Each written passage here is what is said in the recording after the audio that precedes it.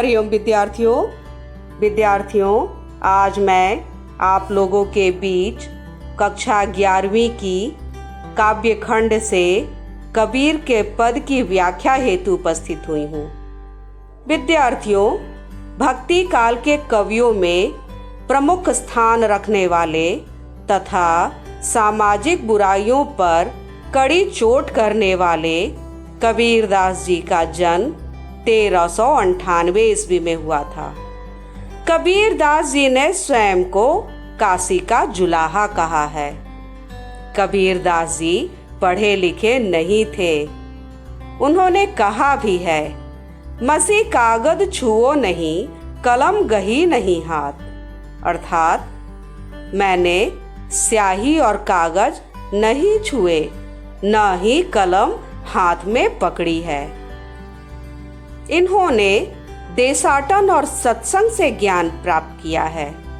किताबी ज्ञान के स्थान पर आंखों देखे सत्य और अनुभव को प्रमुखता दी है। इसीलिए कबीरदास जी यह भी कहते हैं, मैं कहता हो आँखिन देखी, तू कहता कागद की लेखी। अर्थात तुम कागज पर लिखी बात को सत्य कहते हो, किंतु मैं आंखों देखा सच ही कहता और लिखता हूँ। कबीरदास जी का देहावसान 1518 ईस्वी में बस्ती के निकट मगहर में हुआ। कबीरदास जी की एकमात्र रचना का नाम है बीजक। साखी, सबद और रमैनी इसी रचना में संकलित है। कबीर सधुक्कड़ थे, इसीलिए इनकी भाषा में उत्तर भारत की अनेक बोलियों के शब्द पाए जाते हैं तथा इनकी भाषा को सधुकड़ी भाषा कहा जाता है। अब हम कबीर के पदों को व्याख्या सहित पढ़ेंगे। पहला पद इस प्रकार है, हम तो एक एक कर जाना, दोई कहे तिन्ही को, दो जग जिन नाहिन पहिचाना। एकै पवन एक ही पानी, एकै ज्योति समाना। एकै खाक गढ़े सब भांडे, एकै कोहरा साना।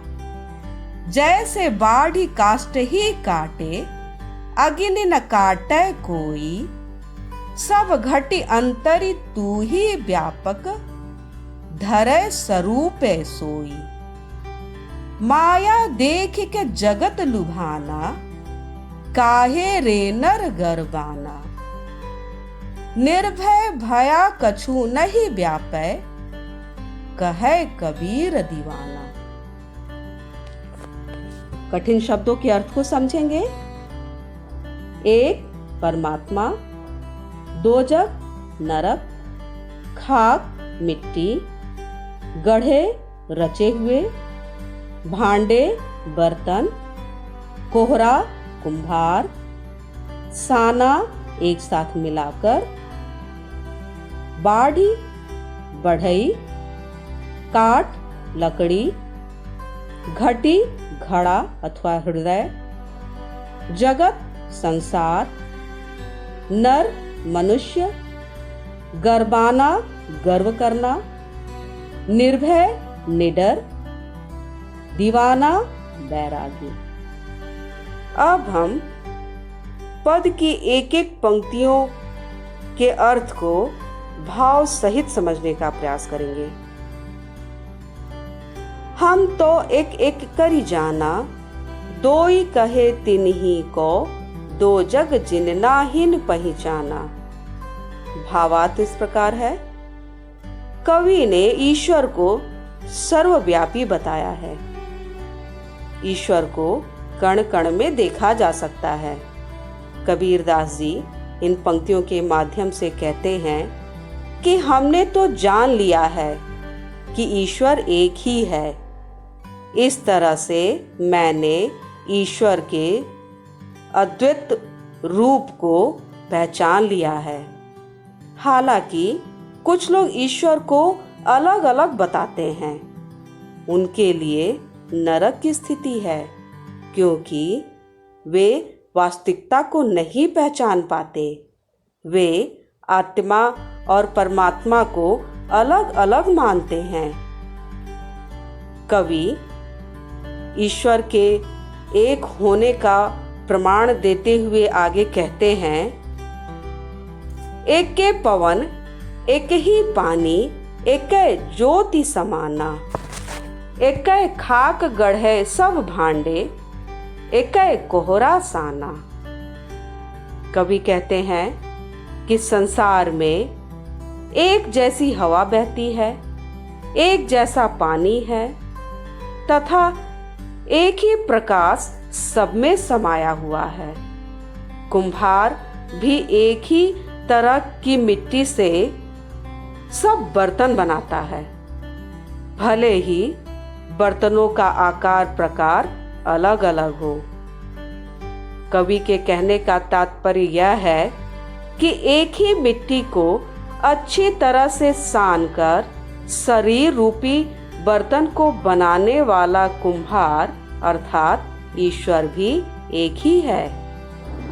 आगे कवि कहते हैं, जैसे बाढ़ी काष्ठ ही काटे अग्नि न काटे कोई, सब घटी अंतरि तू ही व्यापक धरे स्वरूप सोई।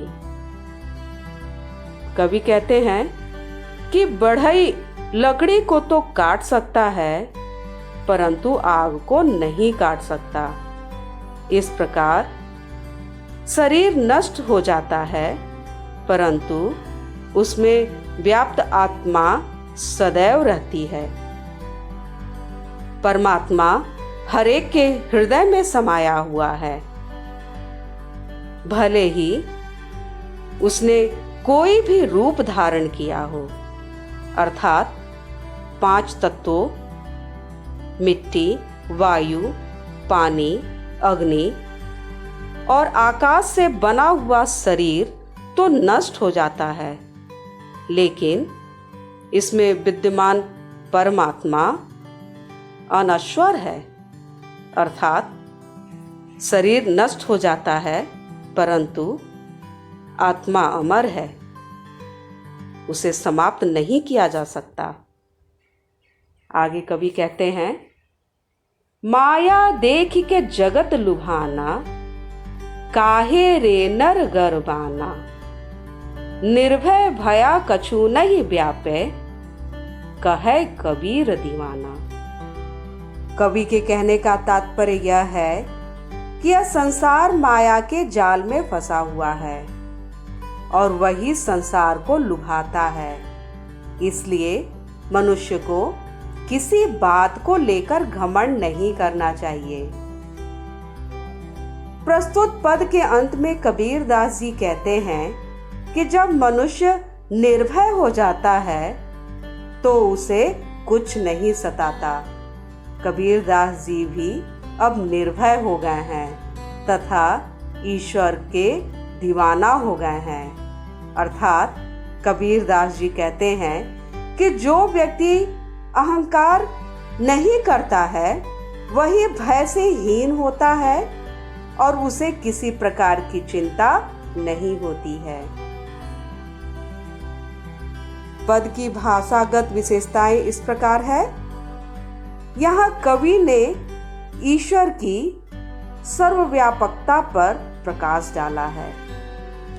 अनुप्रास तथा पुनरुक्ति अलंकारों का सरल प्रयोग हुआ है। सहज सरल तथा स्वाभाविक हिंदी भाषा का प्रयोग है। प्रसाद गुण है तथा शांत रस का परिपाक है। एक एक में यमक अलंकार है।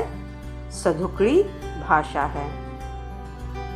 विद्यार्थियों, कबीर दास जी के दूसरे पद को हम लोग व्याख्या सहित अगली कक्षा में पढ़ेंगे। धन्यवाद। आपका दिन मंगलमय हो।